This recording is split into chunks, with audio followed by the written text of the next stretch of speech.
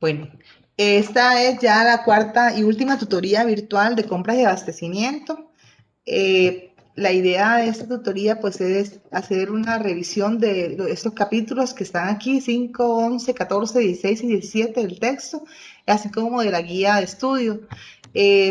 Vamos a tratar de abarcar la mayoría de los temas para que pues podamos aprovechar al máximo este ratito. Este capítulo, el 5, principalmente habla de lo que es la decisión de fabricar o comprar. Entonces, en este tipo de decisiones es necesario evaluar varios aspectos dependiendo del tipo de producto, dependiendo del impacto que ese producto tenga dentro de mi operación. Hay que evaluar diferentes criterios al final tomar una decisión si es mejor fabricarlo o comprarlo, ¿verdad? Entonces, a veces hay empresas que compran un producto y en algún momento deciden que ya no lo van a comprar más, sino que mejor lo van a producir internamente. Eso se conoce como insourcing. Entonces, ¿por qué se toma una decisión de ese tipo? Bueno, hay muchas razones. Puede ser que, por ejemplo, sea un producto o un material que tenga un impacto muy fuerte en mi operación y no consiga buenos proveedores, ¿verdad? Entonces yo decido que tal vez es mejor que yo lo haga internamente y me garantizo el abastecimiento. Ese puede ser una causa. Otra causa puede ser que yo tenga toda la mano de obra capacitada, tenga toda la infraestructura y realmente sea muy fácil para la empresa producir ese material en vez de estarlo comprando. Entonces, esa es otra de las posibilidades. Entonces, cuando se toma esa decisión, hay que evaluar varios criterios que los vamos a ir viendo ahorita más adelante, pero lo principal es garantizar, ya sea que se haga insourcing o outsourcing, hay que garantizar el abastecimiento continuo, de tal forma que la operación no se vea afectada por un cambio que se tome en una decisión. Entonces, lo principal es, antes de tomar cualquiera de las dos decisiones, bueno, porque insourcing es lo que les acabo de decir y outsourcing es lo contrario, es cuando yo elaboro un producto en forma interna y decido al final subcontratarlo. Entonces, ya tal vez algún producto yo lo hacía o simplemente el outsourcing puede ser eso, que yo inicialmente lo fabricaba y luego lo quiero comprar o simplemente tercerizo materiales o servicios que mejor los abastezco con un proveedor externo. Entonces, cualquiera de las dos decisiones tiene que garantizar lo que es el flujo constante de materiales, que la operación no se vea afectada y para ello hay que prepararse previamente y medir mucho el impacto y saber que para ambas decisiones, ya sea un proveedor externo que vamos a contratar o ya sea que yo lo vaya a fabricar internamente, estar preparados para garantizar el abastecimiento continuo. Entonces, esta gráfica que está en el libro explica muy bien cómo tomamos esa decisión, qué debemos analizar. Entonces, cuando tenemos una oportunidad de negocio, tenemos que primero saber si el producto o servicio este, es crea valor en un segmento específico del mercado, ¿verdad? Entonces, cuando yo tengo ese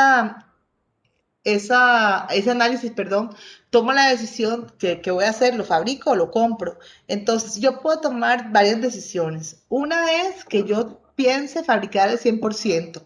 Entonces, si yo decido fabricar al 100%, yo puedo decidir permanecer en esta fabricación o simplemente buscar la opción de cambiar y empezar a buscar un abastecimiento externo. Ese abastecimiento externo yo puedo tomar la decisión de que sea un porcentaje o el 100% del material. Entonces, cuando yo tomo esta decisión de este primer grupo que está aquí en esta esquina, se tiene que analizar primero si el proveedor que me da el abastecimiento externo está en la capacidad de garantizarme ese flujo permanente que yo tengo cuando fabrico internamente. Por el contrario, puedo tomar la decisión de comprar y decidir que realmente estoy comprando el 100% y decido seguir comprando el 100% o puedo decidir cambiar. Y cuando tomo esa decisión de cambiar y hacer un abastecimiento interno, también puedo tomar la decisión de que sea un 100% o sea parte del material. Entonces, siempre que se toma esta decisión de fabricar o comprar, no necesariamente tiene que ser una decisión radical que yo voy a cambiar del todo mi fuente de abastecimiento. Puedo hacerlo compartido o puedo hacerlo por etapas. Yo puedo empezar diciendo, bueno, yo estoy fabricando y a partir de ahora voy a comprar el 20% de lo que necesito y voy a ir parando ciertas operaciones o disminuyendo mi nivel de operación hasta llegar a comprar el 100%. O por el contrario, ir implementando y a medida que mi línea de producción se estabilice, voy dejando de comprarle a los proveedores externos. Entonces, esas son las formas que lo puedo hacer. Entonces, cuando nosotros estamos ante estas decisiones de fabricar o comprar, ¿por qué se dan? Si yo, por ejemplo, quiero empezar a fabricar internamente, puedo enfrentarme a varias situaciones. Tal vez no las voy a ver así una por una, pero a nivel general, una opción es que tal vez ningún proveedor esté interesado en suministrar el producto. ¿Por qué? Porque puede ser que los volúmenes sean pequeños, que no resulte atractivo, que no resulte rentable, que el proveedor, tal vez puede ser que tengamos un proveedor único y cerró las operaciones, ¿verdad? Entonces, en esos momentos nos vemos ante la necesidad de buscar cómo podemos nosotros resolver la situación. Yo, por ejemplo, estuve en una empresa que tiene un producto de reventa y ese producto, el proveedor era único y el proveedor decidió cerrar la operación. Entonces, una opción era traer e importar el producto o fabricarlo internamente. Entonces, esa empresa decidió fabricarlo internamente. Analizó todas las aristas y al final dijo, me sale mucho mejor, yo empiezo a fabricarlo, ¿verdad? Esa es una de las opciones, que ya no tengo una fuente de abastecimiento confiable o mi fuente de abastecimiento no está interesada en seguir dando el servicio. Otra opción es que mis requisitos de calidad son bastante altos, tengo unos estándares elevados y tengo unos requisitos que los proveedores realmente no tienen la capacidad de ofrecerme. Entonces, la empresa decide que mejor fabrica el material internamente bajo sus propios estándares. Otra opción es que tener un poco más de control acerca de las necesidades, de cubrir las necesidades. Tenemos tal vez proveedores que no podemos controlarlo suficientemente y nuestra operación es una operación que tiene que estar muy bien controlada y decidimos mejor agarrar el control y producirlo internamente. También para buscar costos menores. Esto de costo más bajo es relativo porque también se puede tomar la decisión al revés, de comprar en vez de fabricar cuando el costo operativo es muy alto. Entonces, esta parte de tener un costo más bajo tiene que evaluarse con mucho detenimiento, porque puede salir al revés. Puede que uno crea que más bien le va a salir más barato y al final no sea tan así. Al final puede salir más bien incluso más costoso fabricar internamente. Otra opción es buscar ventajas competitivas con respecto al mercado, reducir riesgos de continuidad del negocio cuando tenemos un material clave que la fuente de suministro no es estable y queremos tener más control de que no se vaya a parar la operación por un insumo. Hay temas también de ubicación, hay otros temas, por ejemplo, de riesgos, de escasez de algunas materias primas. Entonces, todas esas situaciones son las que hacen que una empresa diga, bueno, en realidad mi material es clave, es importante, no tengo una buena fuente de suministros, me está saliendo muy costoso, quiero tener una mejor calidad, mi proveedor no me da la calidad que necesito. Y todos este tipo de situaciones son las que hacen que la empresa tome la decisión de fabricar internamente. Ahora, cuando se toma esa decisión, la empresa tiene que estar muy clara de tener la capacidad, de tener la mano de obra capacitada, de tener la maquinaria necesaria, de tener los procesos, conocer bien el proceso, Porque cuando se hace este tipo de implementaciones hay una curva de aprendizaje en la cual van a haber errores. Probablemente, si yo, por ejemplo, voy a fabricar un alimento, puede que inicialmente no me quede con el mismo sabor. Este, puede que el producto inicial me genere, o el proceso inicial me genere una cantidad alta de segunda y de desperdicios.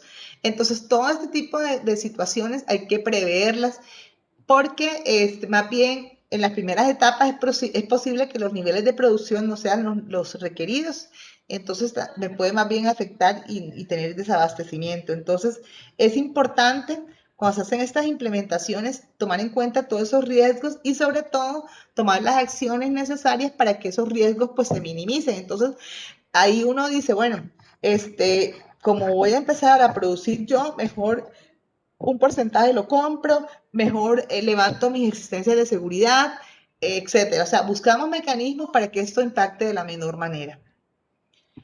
Ahora, el caso contrario, cuando yo decido comprar en vez de fabricar.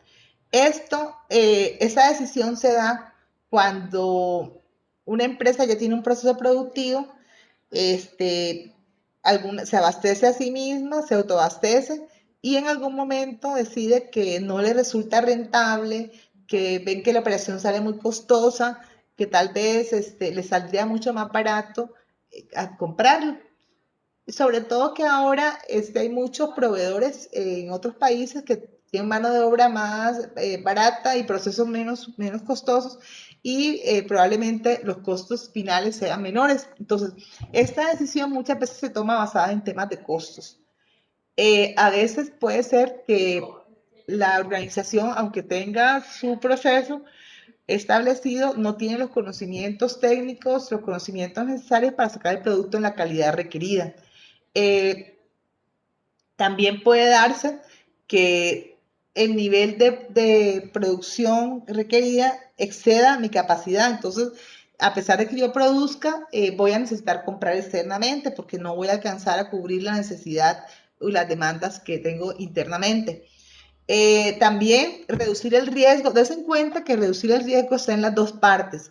¿Por qué? Porque en ambas en ambas decisiones hay que valorar el riesgo. A veces es más riesgoso comprar, otras veces es más riesgoso fabricar. Entonces hay que medir el contexto general. Todas estas decisiones no están escritas en piedra, van a depender mucho de todo el contexto, van a depender mucho de todas las condiciones que se estén presentando en su momento para tomar la decisión adecuada.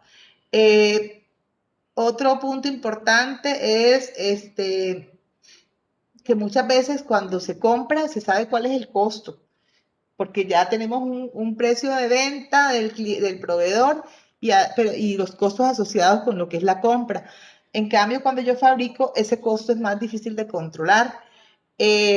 También pasa cuando yo tengo proveedores, cuando tengo varios proveedores que ofrecen el material y son buenos proveedores y probablemente resulte más rápido obtener los materiales, más controlable y menos riesgoso comprarlo que estarlo produciendo. A veces, por ejemplo, puede ser que yo necesite lotes pequeños y para yo producir y que sea una producción rentable, tenga que tirar lotes muy altos. Entonces es más fácil, más controlable que yo compre cantidades pequeñitas en vez de estar produciendo lotes muy altos, muy voluminosos que se van a quedar almacenados. Entonces ahí hay que tomar en cuenta todos esos parámetros para tomar una buena decisión.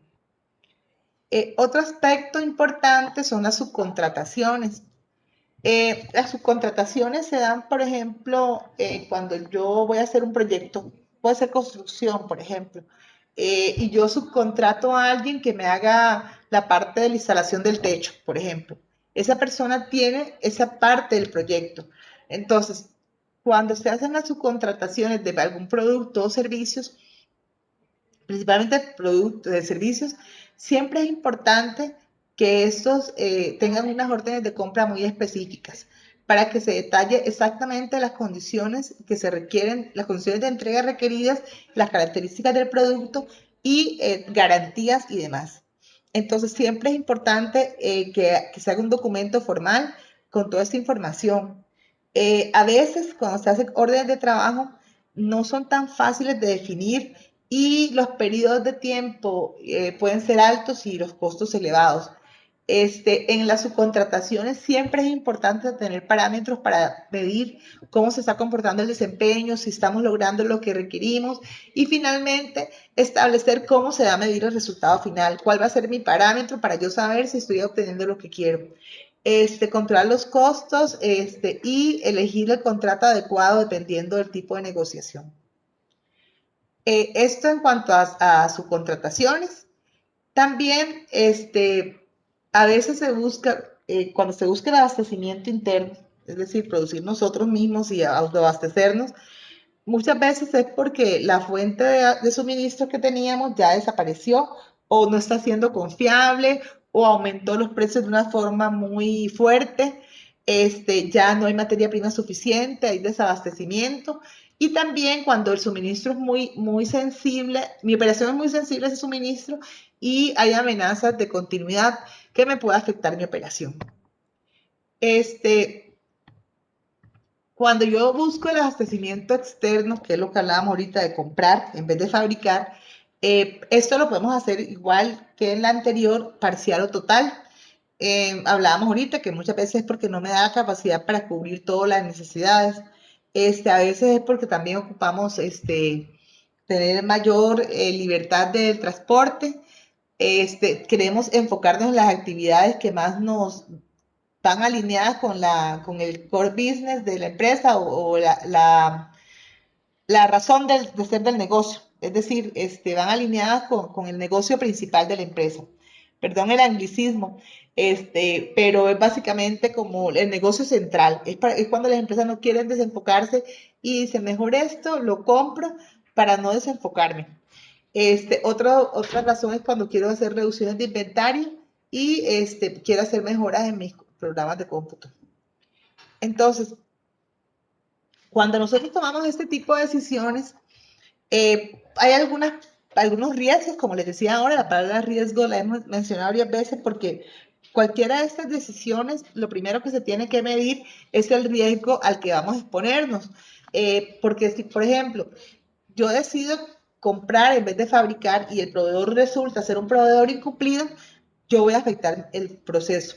Si por el contrario yo decido tomar el riesgo de producir internamente y mi calidad no es la calidad requerida, de igual forma va a ser un resultado negativo.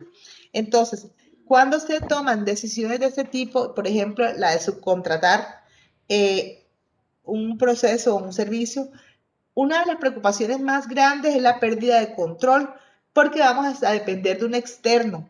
Y ese proveedor tiene que garantizarme a mí el cumplimiento de los tiempos de entrega y la calidad. Entonces, es posible que el mismo proveedor no esté preparado y los riesgos que él asume son los riesgos que yo voy a tener. Puede que entren honorarios no esperados, haya restricciones en los suministros y también en algunos casos, cuando no se investiga con una forma un poco detallada la empresa a la que vamos a contratar, podemos contratar empresas que estaban obsoletas y realmente más bien lejos de avanzar estamos quedándonos como un poco estancados, ¿verdad? Esto es en cuanto a esa decisión. Aquí, antes de pasar al siguiente capítulo, es importante que ustedes siempre que tengan una decisión, te, hagan un análisis de todas las variables, ¿verdad? No necesariamente es mejor una u otra. Eso va a depender de todo el contexto y sobre todo la palabra clave, el riesgo. ¿Qué tan riesgoso es tomar una u otra decisión? ¿Cómo me garantizo que durante la transición no afecte la operación? ¿Cómo garantizamos que la calidad no se pierda? Y también hay un tema de imagen. La empresa, por ejemplo, si está acostumbrada a dar un servicio o un producto X y lo voy a cambiar, eso va a afectar una imagen o una expectativa a la que el cliente está acostumbrado. Entonces, durante esa transición tenemos que garantizarnos que el cliente final no vaya a salir afectado, porque al final son decisiones internas que al cliente no le tienen por qué afectar. Ok, ahora vamos a pasar un poco a la parte de costos. En esta parte es importante que tener en cuenta que cuando estamos en la parte de abastecimiento, acordémonos que las compras, al ser gastos, al ser salidas de dinero, pues muchas veces se convierten en uno de los puntos de mayor que deben controlar con mayor cuidado, porque esas salidas de dinero nos van a afectar los márgenes de ganancia de las empresas, nos van a afectar directamente las utilidades. Entonces, por eso la parte del costo es tan importante cuando hablamos de abastecimiento, porque tenemos que buscar, siempre el área de compras debe buscar que la empresa tenga ahorros. Si nosotros en la parte de compras nos dedicamos simplemente a mantener una rutina de compras y no buscamos el ahorro, la labor se vuelve un poco rutinaria, ¿verdad? Y al final no se ve tanto el valor agregado que está dando el área a la empresa. Entonces, aquí es importante buscar técnicas y herramientas que busquen básicamente los ahorros y además enfocarse en la reducción de costos, no de precios, muy importante. A veces la gente utiliza mal los términos. Los costos son las salidas de dinero que tiene que hacer la empresa para poder obtener los insumos para poder operar. Y los precios son los precios de venta. Entonces, los precios de venta muchas veces los pone el mercado. Ni siquiera la empresa puede poner un precio de venta muy alto porque si lo pone muy alto y la competencia lo tiene menor y la calidad es similar, van a escoger a la competencia. Entonces, los precios muchas veces no son tan controlables porque dependen del mercado, pero los costos son donde podemos nosotros buscar economías que puedan ayudarnos a mantener un buen margen de utilidad. En cuanto a los costos, es importante identificar todos los costos que se convierten en desperdicios, o sea, reprocesos, costos innecesarios y la idea es identificarlos, reducirlos y preferiblemente eliminarlos. Entonces, para buscar ese tipo de procesos, de ir eliminando esos costos, es importante buscar qué alternativas hay para mejorar los procesos o qué productos sustitutos hay que puedan darnos el mismo nivel de calidad a un menor precio, un menor costo, perdón. Entonces, ahora que hablábamos de las ventajas competitivas, que donde yo le decía que una empresa puede tener un competidor con un precio similar, un producto igual y con un precio diferenciado, ahí es donde está el tema de la ventaja competitiva que hay que evaluar. Nosotros, por ejemplo, tenemos que tener en cuenta que nosotros, si queremos ser diferente a la competencia y mostrar una ventaja competitiva, tenemos que tener un producto diferenciado. ¿Qué es un producto diferenciado? Un producto que el cliente pueda decir, bueno, estos todos me cuestan parecido, pero este tiene una mejor calidad, este tiene una mejor presentación, este dura más, ¿verdad? Entonces, buscar de en qué forma diferenciamos el producto. Y otra ventaja competitiva es el costo más bajo. Si nuestra calidad es igual a la del competidor, pero nuestro costo es menor, podemos tener un precio menor también, sin arriesgar el margen de ganancia. Y aquí se puede hacer una mezcla entre las dos cosas para lograr pues tener una diferenciación.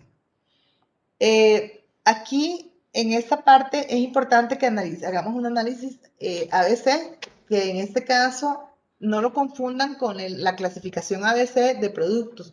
Aquí cuando hablamos de administración ABC es análisis basado en costos. Entonces aquí es enfocarnos en los costos para buscar una reducción de los mismos y un mejor resultado. Los compradores siempre tienen que buscar minimizar los costos y conseguir buenos precios a través de la competencia del mercado. En esta parte hay una matriz que debemos analizar, es esta matriz. Vamos a analizarla y a revisarla con detenimiento. Esta matriz analiza el valor versus el riesgo. Nuevamente la palabra riesgo de la que hemos hablado tanto. Entonces, si yo, por ejemplo, tengo un producto que es de un valor alto, ¿verdad? Que está alejándose del eje del cero, y tiene un riesgo alto, esto es por lo general un producto que es estratégico. Es decir, si el riesgo al que me enfrento por no tener ese producto es bastante alto y además vale mucho, tiene un costo bastante alto, entonces yo tengo que garantizarme que siempre tenga disponibilidad, que tenga proveedores que tengan una técnica adecuada. No tienen que ser muchos proveedores, sino proveedores muy específicos, muy especializados, y además, por lo general son productos que son difíciles de sustituir porque tienen un valor bastante alto, entonces no es fácil que cualquiera pueda hacer un producto sustituto. Entonces, todos los productos que caben aquí en este cuadrante estratégico requieren una especial atención porque no va a ser tan fácil encontrar un proveedor, son muy especializados, son muy costosos, entonces tengo que garantizarme un suministro adecuado que me permita la continuidad del proceso y que además de eso, tengo que tener ciertas negociaciones especiales y ciertas cláusulas de incumplimiento en caso de que alguno no cumpla con lo establecido. Si yo tengo un producto de un valor alto y el riesgo es bajo, entonces este producto cae en este cuadrante que dice apalancamiento. El apalancamiento lo que busca es lograr un buen margen a partir de la reducción de costos. Eso fue parte de lo que vimos en el primer capítulo, que el apalancamiento es buscar nosotros un buen margen de utilidad, pero no enfocarnos tanto en el precio de venta, sino en el costo. Entonces, este apalancamiento, estos productos de apalancamiento, por lo general, hay varios proveedores, ¿verdad?, que pueden dar esos productos. Las especificaciones son bastante estándar, entonces no es tan difícil de conseguir. Entonces, estos productos, así, aquí, por lo general, yo tengo varias fuentes de aprovisionamiento y aquí yo tomo una decisión prácticamente basada en el costo, porque no tengo tanto riesgo, el riesgo es muy bajo. Entonces, y como el valor es alto, yo trato de buscar precisamente economías a través de negociaciones, ya sea descuentos por volumen, ya sea entregas parciales o consignación, diferentes estrategias que me permitan a mí minimizar el costo. En este cuadrante donde el riesgo es alto y el costo es bajo, son productos que se consideran cuellos de botella. Estos son productos que tienen un riesgo alto porque tienen especificaciones muy diferenciadas, prácticamente únicas en algunos casos. Entonces, en este tipo de producto, el riesgo es alto porque aunque no sean muy costosos, no se consiguen fácilmente. Entonces, aquí en estos muchas veces hay riesgo de almacenamiento, por ejemplo, porque uno diría, bueno, si cuesta poquito y es muy alto el riesgo, pues mejor almaceno un montón y de esa forma pues yo me elimino ese riesgo. Sin embargo, a veces esos productos también tienen temas de almacenamiento o tienen vidas útiles muy cortas, entonces tampoco puedo comprar demasiado porque se me pueden dañar y son pérdidas. Entonces, estos no son tan fáciles de sustituir y a veces hay escasez y los proveedores tal vez ocupan una tecnología muy alta para poder desarrollarlo. Entonces, este tipo de productos que pueden convertirse en cuellos de botella, es importante nosotros tener manejar el almacenamiento o los niveles de inventario con mucho cuidado, porque al ser el costo bajo podemos tener cierto nivel que podamos manejar siempre y cuando verifiquemos que no vayan a vencerse, que no se vayan a dañar por el almacenamiento, pero en este caso, en muchas ocasiones la estrategia es tener suficiente inventario o tener varios meses de inventario. De esa forma nos cubrimos el riesgo y tampoco vamos a tener un costo demasiado alto. El último, que es el no crítico, que es este cuadrantito de abajo inferior, que son riesgo bajo y el costo bajo. Entonces son productos de rutina que se consiguen fácilmente, que hay muchísimos proveedores en el mercado, la especificación es muy sencilla, entonces son productos que se sustituyen muy fácilmente. Entonces aquí, por ejemplo, no vale la pena muchas veces ponerse a hacer estrategias de negociación muy complicadas. Se puede hacer, por ejemplo, una compra por un año con entregas parciales, se pueden hacer negociaciones a largo plazo con precios fijos etcétera. Entonces, estos son mucho más manejables porque precisamente pues el riesgo es mínimo y el costo tampoco es significativo. Entonces, este cuadrante es muy importante porque este cuadrante lo que nos quiere decir es que nosotros deberíamos tener varias fuentes de abastecimiento que permitan que nosotros podamos tomar una decisión, la mejor decisión de, de qué tipo de manejo le voy a dar a ese producto, ¿verdad? Entonces, dependiendo del tipo de negocio, asimismo, pues vamos a tener que, perdón, del tipo de negocio, sí, y el riesgo que represente cada producto, asimismo va a ser el manejo que le vamos a dar a cada uno. Ok, entonces, siguiendo con el tema del costo, esa matriz es importante que la tengan muy clara y sepan clasificar así sus productos, porque ustedes se van a concentrar en lo importante, ¿verdad? Ok, hay diferentes herramientas para administrar el costo. Una es el costo total de la propiedad, el precio fijado por metas, la curva de aprendizaje, la ingeniería de valor y el costeo basado en actividades. De todas esas formas, yo puedo administrar el costo. Vamos a ir viendo cada una. El costo de la propiedad en esto es determinar todos los elementos de costos buscando reducirlos. Entonces, lo que se busca es que el costo de la propiedad, o sea, del producto en sí, se busque reducir principalmente. Entonces, se presentan oportunidades de reducción de costo, ayuda a evaluar los proveedores. Eso nos permite proporcionar datos para negociaciones. Esto lo que busca es concentrarnos en los costos específicamente y buscar negociaciones a largo plazo con los proveedores. Y aquí se busca mucho que haya una ventaja competitiva en el producto o en la parte del costo. Aquí, por ejemplo, cuando se trata de este tipo de costos, se trata de pronosticar el rendimiento futuro. Hay un costeo de manufactura. Este costeo de manufactura básicamente son todos los costos que implican producir. Entonces son costos de materias primas, de los componentes, los costos de materiales indirectos, que son, por ejemplo, los gastos de ingeniería, de manufactura, los gastos de administración y también aquí está la mano de obra directa.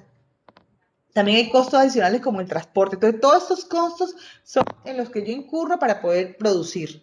Entonces, esa es una clasificación básicamente para empresas manufactureras. Hay otra fijación de precios que se da por objetivos. Entonces, estos son, que más bien a partir, o sea, yo voy a diseñar teniendo en cuenta que no puedo superar un costo determinado. Entonces, se define más bien en qué precio de venta lo voy a hacer y a partir de ahí voy a ver cómo va a ser mi costo. Es decir, yo no puedo producir, yo digo, bueno, este producto va a costar tanto, vamos a venderlo en tanto, en un precio X, pero entonces mi costo no puede exceder un nivel para que yo pueda manejar mi margen de utilidad.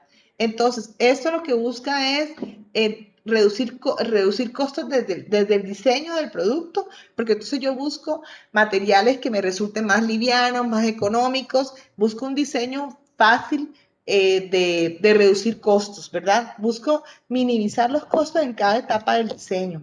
Después, cuando lo voy a producir, de igual forma, me enfoco en que mis costos sean los mínimos. Y al momento de adquirir todos los insumos y suministros, pues buscar también ese mismo enfoque. Entonces, cuando vamos a hacer esos precios objetivos, cuando vamos a hacer la fijación de precios objetivos, lo que se busca es, por ejemplo, vamos a ver este ejemplo. Este es el precio de la parte o del sistema y esta parte inferior, el eje X, son los precios. Entonces, por ejemplo, aquí en la primera columna vemos que el costo actual y la utilidad, vemos que la utilidad es la parte superior, que es pequeña. Yo puedo hacer un cambio de modelo y decir, bueno, yo necesito que este costo actual se reduzca y me aumente la utilidad. Entonces, tomo acciones mediante diferentes análisis, estándares y demás y reduzco el costo objetivo. buscando que esa reducción de costos yo también la comparta con mi cliente al reducir el precio de venta. Entonces, si ustedes ven aquí, vamos a obtener una utilidad, ¿verdad?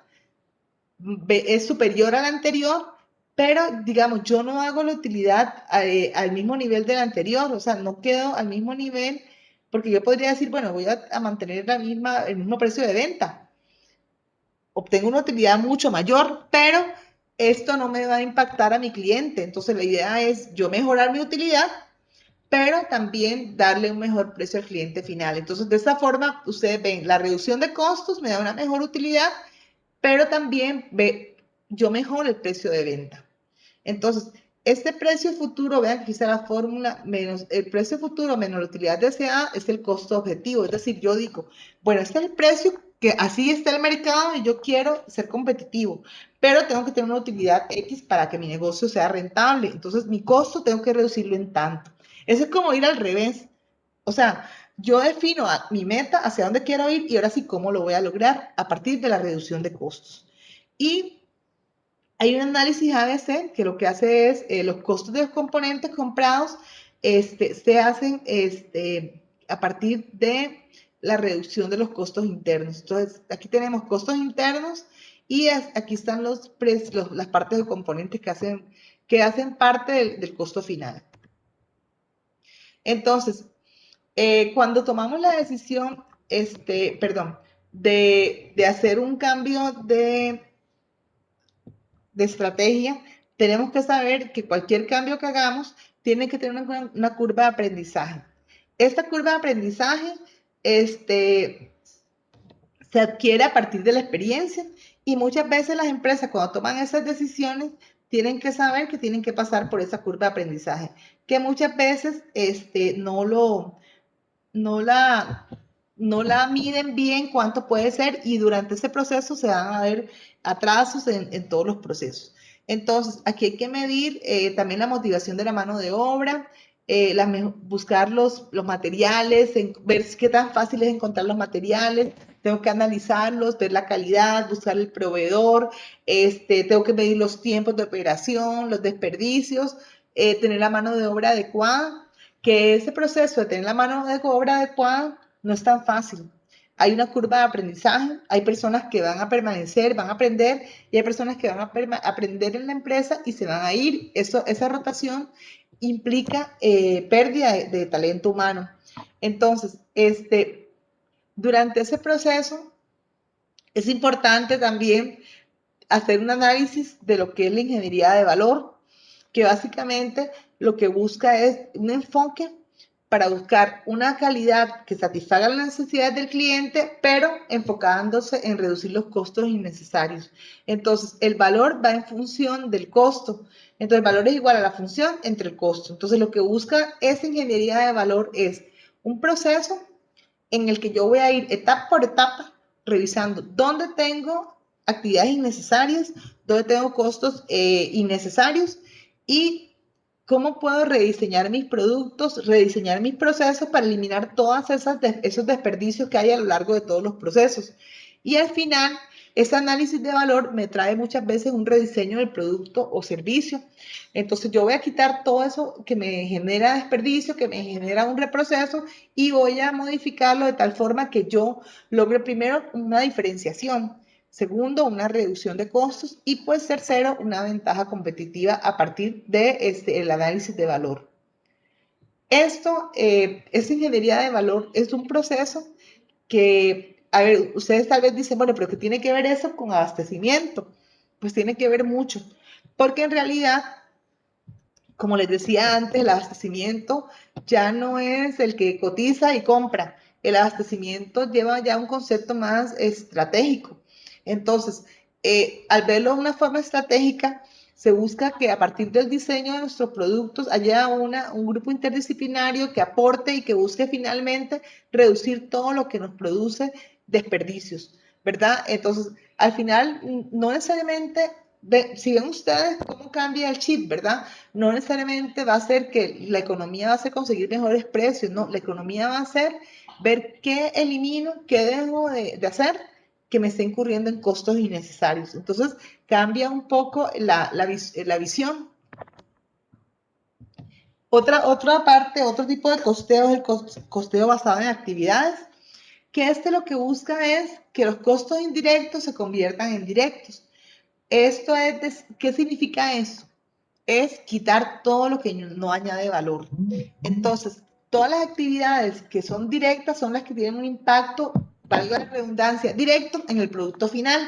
Entonces, yo en esos costos me voy a enfocar. Todos esos costos indirectos tengo que analizar si realmente son necesarios y ver cuáles no añaden valor y los voy eliminando.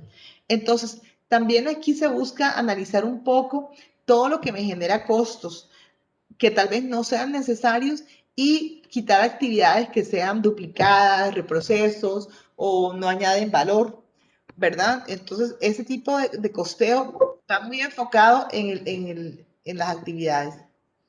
Voy a hacer una pequeña pausa un momento de 5 o 10 minutos y continuamos. Quería saber si hasta el momento tienen alguna pregunta de todo lo que llevamos antes de continuar, porque pues todavía nos falta aparte de la presentación, pero sí quería ver si hay alguna pregunta. Continuando entonces, la parte de evaluación y la tendencia de la función de suministros, hay que tomar decisiones con respecto a las compras. O sea, acordémonos, ya lo hemos hablado en varias ocasiones, las compras no son una simple transacción, sino que una compra son decisiones y muchas de esas decisiones son estratégicas.